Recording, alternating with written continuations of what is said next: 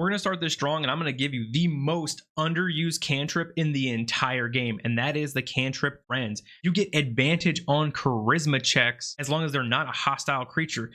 In a game where dialogue is basically everything next to combat, this is essential, especially for those people who want to do a no save scum run, to simply get advantage for talking to someone, and the choices could be for combat or secret items, or you need to get certain achievements to go your way. This you must take. Next up on our list is darkness. Many people are using the Eldritch Sight darkness combo, which is good and effective, but on higher difficulties it's not going to cut it. This is where darkness really shines, and this is how you should be using it: a defensive control spell. Casting darkness on those glass cannon spellcasters is going to waste their time, their movement, their actions. That's what you want. If you're good on your initiative score, you can then surround that bubble, and then those spellcasters who do the most damage, they're screwed. You do your action, you put in the damage, and then you can bonus action shove them back in there. This has saved me on the highest difficulty many times. Hopefully this will help you too when you want to challenge the harder difficulties. What if you could make a character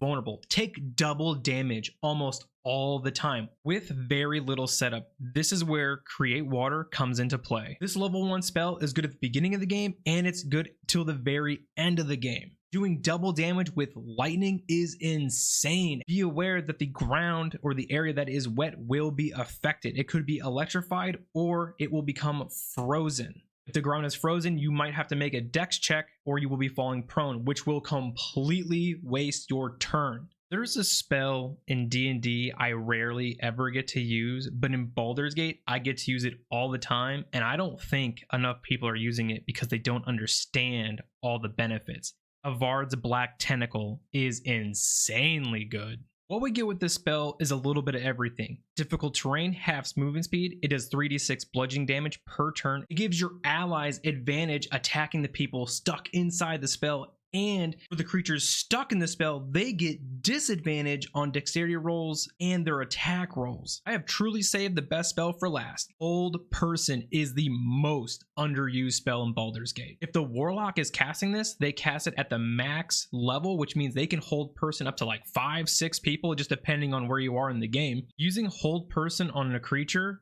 makes everyone's attacks a critical hit. So your rogues, your smites, everybody is going to benefit from this. When I had to fight the hag in this game, she used Hold Person almost indefinitely on the hardest difficulty on my team. I probably played that part specifically 5 or 6 times just trying to get around Hold Person. This spell is also vastly underused on the real D&D tabletop. It's not until when I use a monster that has Hold Person or another spellcaster or something like that, and I use it on the players to do a mass Hold Person, then players really find the value and then they use it against me. But that's fine. That's part of the game. Please like and sub. It truly does help. If you want to support me directly, learn and play D&D, and get tokens and maps and all those other cool assets for your virtual tabletop, that's on Patreon, or you can go to Etsy if you prefer it that way.